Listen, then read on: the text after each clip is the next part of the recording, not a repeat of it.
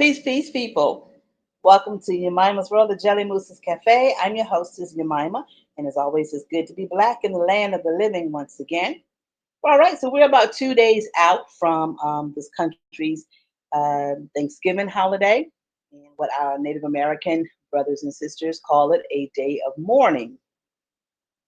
So I wanted to do this one. It's going to be short and sweet, but we as African Americans and other people too, we tend to just go along and get along. Whatever the people, palm colored people tell us, we just go along with it. We don't question it. We don't ask why. We just kind of do whatever they tell us to do. So as for as long as I can remember, we've always celebrated Thanksgiving on the fourth Thursday in November. But that wasn't always the case. So I'm going to give a little bit of information about Thanksgiving when it was instituted as a holiday and who instituted it and why the dates changed and all that good stuff. So I first want to talk about the very first quote unquote Thanksgiving. Of course, we know that it was not called that. It was called harvest, like a harvest day or a harvest meal, and it was when the pilgrims, the invaders, had a successful harvest, mainly, excuse me, mainly of corn. And when that harvest came in, they sat and had a meal with the first people of this land. And so that was a harvest. They split up their harvest, kind of a tithe, if you will. But President Abraham Lincoln, he actually issued a proclamation of Thanksgiving. I guess he's the president known for issuing proclamations because he was just handing them out like Halloween candy. All right, so on October 3rd, 1863, President Lincoln issued a proclamation designating the last Thursday of November next as a day of Thanksgiving. Lincoln's announcement was signed by Sarah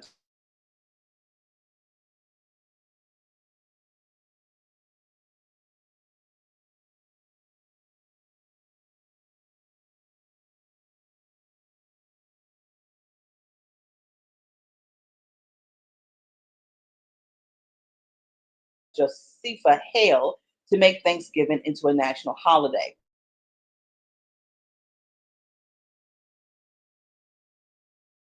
All but Stewart drafted the paper. A proclamation of such nature that they could not fail to penetrate and soften even the heart,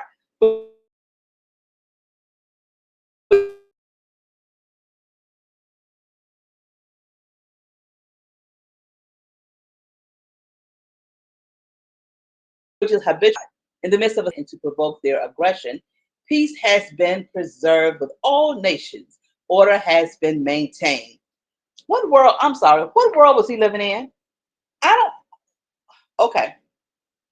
The laws have been respected and obeyed, and harmony has prevailed everywhere, except in the theater of military conflict. While that theater has been greatly contracted by the advancing armies and navies of the Union. Needful diversion of wealth and of strength from the fields of peaceful industry to the national defense have not arrested the plow, the shuttle, or the ship. The axe has enlarged the borders of our settlements, and the mines, as well as of iron and coal, as of the precious metals, have yielded even more abundantly than heretofore. Population has steadily increased. What population is he talking about that has steadily increased? The birth of more Africans that they were going to enslave? I'm telling y'all, we give too much power to them. We give too much power to them. Where was I? Let's see. The population has steadily increased, notwithstanding the waste that has been made in the camp, the siege, and the battlefield. And the country, rejoicing in the consciousness of augmented strength and vigor, is permitted to expect continuance of years with large increase of freedom. I don't know whose freedom he was talking about. No human counsel hath devised, nor hath any mortal hand worked out these great things.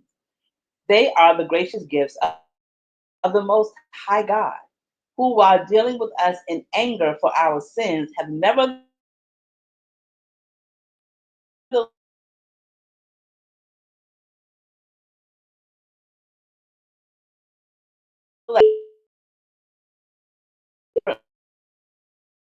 one by fellow citizens in every part of the United States.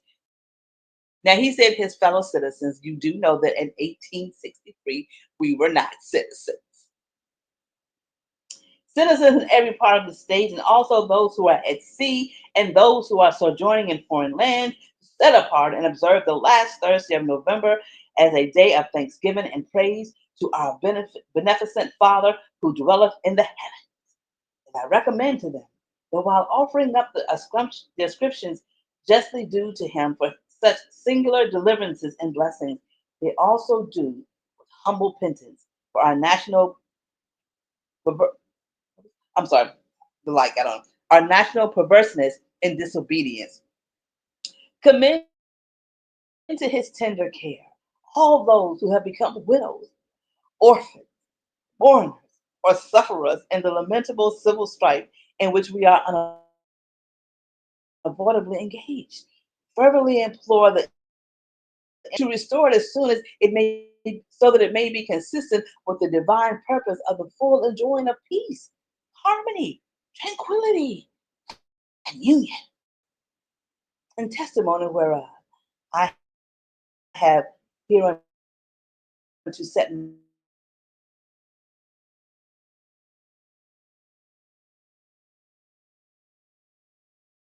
my hand, cause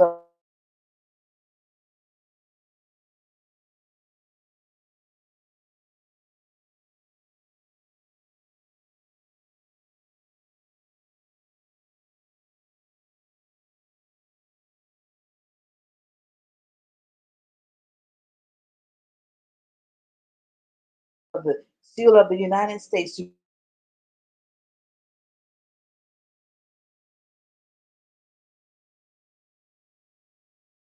be affixed. Done at the city of Washington this third day of October in the year of our Lord 100.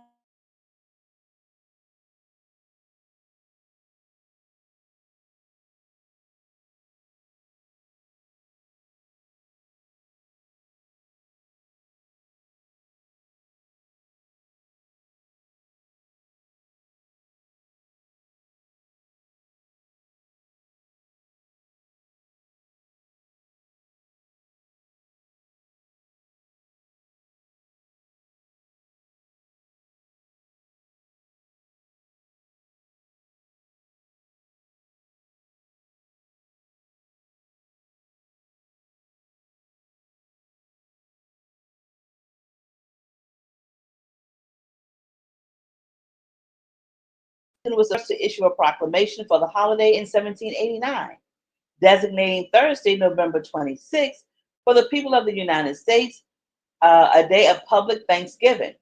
Now, November 26th may have been the fourth Thursday then. I don't know, but he chose a specific date. This marks the first national celebration of the holiday under the new Constitution. Thomas Jefferson refused to endorse the tradition when he declined to make a proclamation in 1801. For Jefferson, supporting the holiday meant supporting state sponsored religion, since Thanksgiving is rooted in Puritan religious traditions. And at the time, Jefferson's political foes, the Federalists, often used his stance on the separation of church and state as a political weapon to try and convince Americans that he was an atheist who was making America less godly. Now, in November of 1801, a Baptist group from Connecticut, they expressed concerns that the state's constitution did not explicitly provide religious liberty, and they wanted to confirm that they would be protected under his presidency. They drafted a letter, and Jefferson addressed the Federalist accusation by explaining that he considered declaring fasts or days of Thanksgiving to be expressions of religion, and that he opposed them because they were remnants of British reign over the American colonies. Did they not come here to escape, to find religious freedom, only to come here and force their religion on other people? And Thomas Jefferson, who I cannot stand, trust me, I am not caping for Tommy at all. But Tommy was like, yo, we came here to get away from religious tyranny. And now y'all want to tell people that they have to do this religious act? Tommy won't having it. However, in the final public version of the letter, Jefferson did not comment on public celebration of Thanksgiving, but simply said he believed in a wall of separation between church and state. Jefferson withheld his reasoning from the public. It made him open to the Federalists their political attacks. Now, Jefferson had one time declared a Thanksgiving uh, while serving as the governor of Virginia in 1779. He later explained that he was willing to do so as governor, but not as a president, because he believed he could not endorse such a holiday without conflicting with the First Amendment. He also considered days of Thanksgiving the responsibility of the state and not of the federal government. Now, between 1846 and 1863, influential author and editor of Godey's Lady's Book, Sarah Josepha Hale, that's the woman on the front, petitioned Congress and the five different presidents. She petitioned Taylor, Fillmore, Pierce, Buchanan, and Lincoln to create a national annual holiday for Thanksgiving. Hale was from New England, where by the mid 19th century, they were celebrating and giving thanks for abundant autumn harvest, and that was an established tradition. She finally had success in 1863 when President Abraham Lincoln declared Thanksgiving a national holiday on the last Thursday in November. Lincoln's, pre- Lincoln's proclamation urged the nation to heal its wounds and restore peace, harmony, tranquility, and union. Now, we know our ancestors didn't have no peace. They may have had a little bit of harmony with each other. They didn't have any tranquility, and they certainly did not have any union with their oppressors. It is also said that in 1865, Andrew Johnson, his egghead, forgot to issue a Thanksgiving proclamation until a church delegation called on him. He then proclaimed that the first Thursday in December. So when Lincoln was president, he proclaimed the last Thursday in November. Under Lincoln, also there was the law passed or the bill passed for 40 acres and a mule to go to those that had been enslaved. And here comes his piece of trash vice president, who became president after Lincoln was assassinated, and changed the proclamation. Oh boy. Changed the proclamation from November to the first Thursday in December, which was the 7th. That would be Thanksgiving. And although since Andrew Johnson, the holiday has been celebrated in late November, presidents before him had proclaimed Thanksgiving in various other months. For example, James Madison proclaimed September 9th in 1813 as the date for Thanksgiving. It also proclaimed March 16th in 1813. When Franklin Roosevelt became president, I'm sorry, oh my God. When Franklin Roosevelt became president in 1933, Thanksgiving was still not a fixed holiday, but left up to the president to issue a Thanksgiving proclamation to declare the date that the holiday would fall on in that year. Up until that point, a president had been set that the holiday would be celebrated on the last Thursday of the month, but this tradition became difficult to continue during the Great Depression. So during the Great Depression, people didn't have, I guess, much of a harvest. So I don't know, did they do away with Thanksgiving? Roosevelt's first Thanksgiving in office fell on November 30th because November had 5 Thursdays that year. Being that the holiday fell on the last day of the month meant that there were only about 20 shopping days left before Christmas. Business leaders knew that statistically most people waited to start their holiday shopping after Thanksgiving, and they feared that they would lose crucial revenue that an extra week would bring. They urged President Roosevelt to move the holiday up a week to Thursday, November 23rd. But ultimately, he decided to keep it on the last Thursday since it had been the tradition for the past 70 years. In 1939, the country was still recovering from the Great Depression when Thanksgiving threatened to fall on the last day of November once again. This time, President Roosevelt did move the date up a week to November 23rd, but the change to be it proved to be controversial. He was called a tradition defier in the press, and some states decided to celebrate Thanksgiving on November 30th anyway. I was quite unprepared for the storm that kicked up. It looked to me for a while as if New England would secede from the Union. Family and friends who lived in different states, such as New York and Connecticut, did not have the same days off and were unable to celebrate together. For 2 more years, President Roosevelt observed Thanksgiving on the last Thursday of November. The level of public outrage led Congress to pass a law on December 26, 1941, making the fourth Thursday in November a legal holiday, ensuring that all Americans would celebrate a unified Thanksgiving. And in 1947, President Harry S. Truman presided over the first live turkey ceremony by the Poultry and Egg National Board, and the event established an annual tradition at the White House. Originally, the bird presented were intended for the Thanksgiving meal. The presentation birds given to President John F. Kennedy and Lyndon B. Johnson from 1963 to 1967 had signs around their necks that read, "Good eating, Mr. President." All right. So we see that they had the power to move this holiday to whenever the country could, you know, had a harvest or whenever they seemed fit to move it. I think Johnson, Lincoln's vice president, I think he just did it to be nasty because he was just a nasty person. But why Thursday? Even though they moved it, it was always on a Thursday. Why Thursday? I'm glad you asked. They moved it, or it was always on a Thursday because Thursday was known as a holy day. For those of you who are Christians, if you know, Thursday was the day of the Last Supper.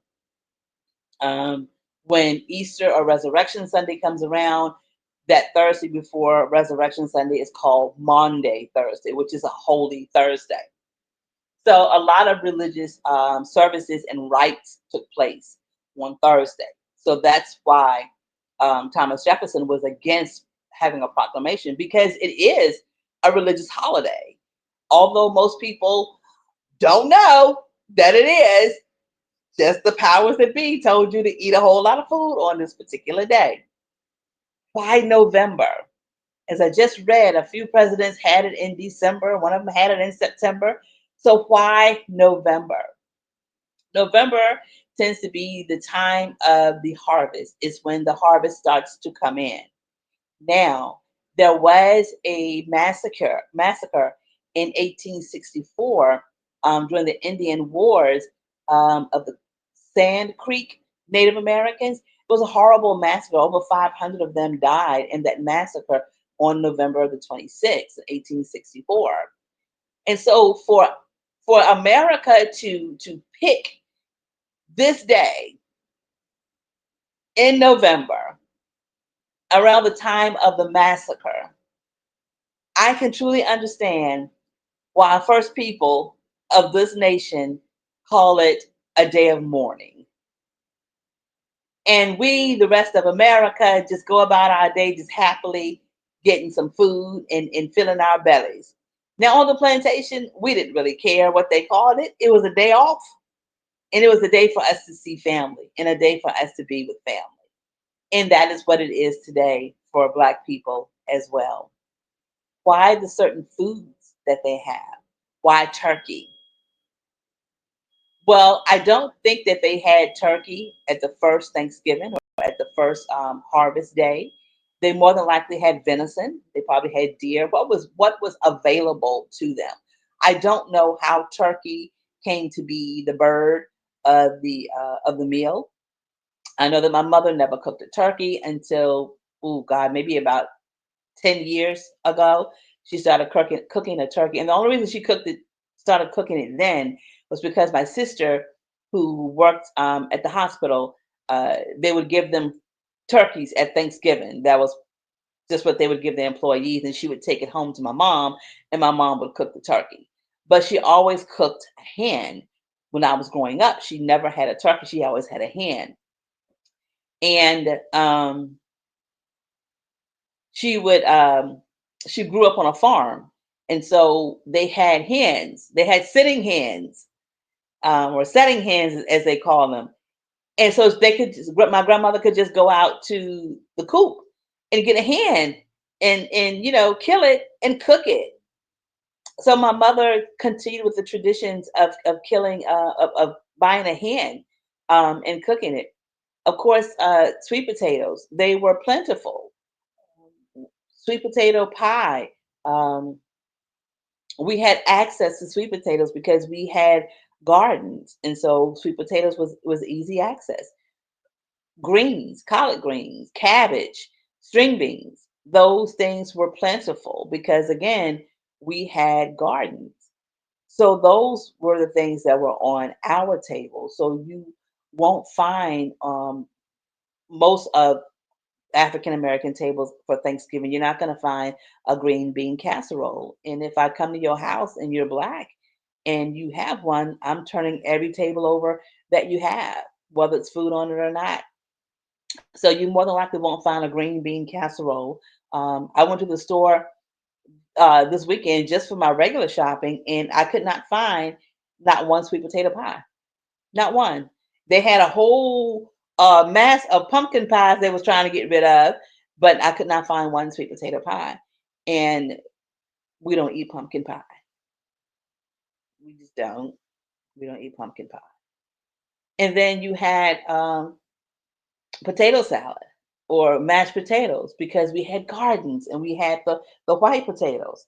So we had on our Thanksgiving table what we had access to. All right.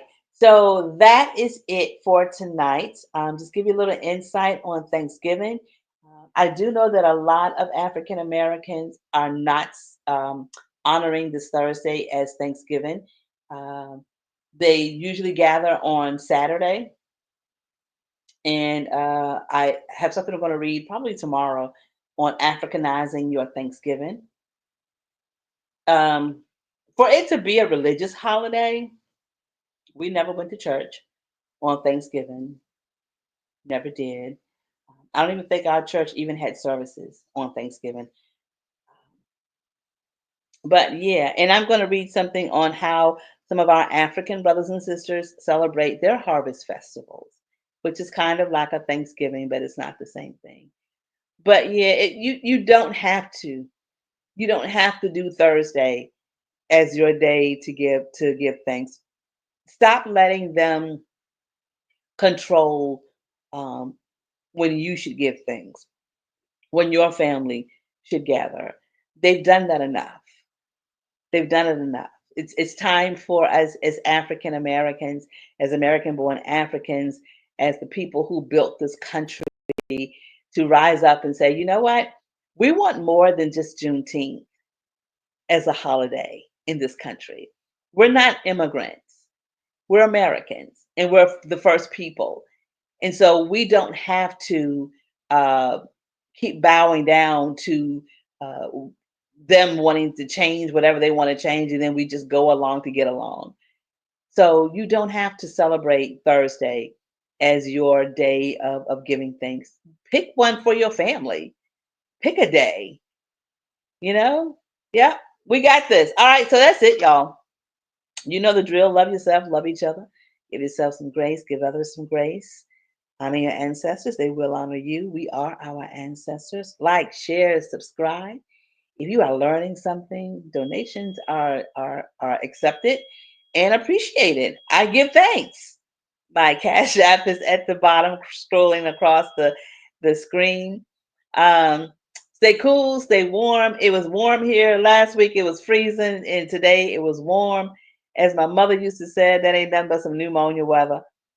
And until next time, people, stay black. And however you choose to honor giving thanks, be safe and be well.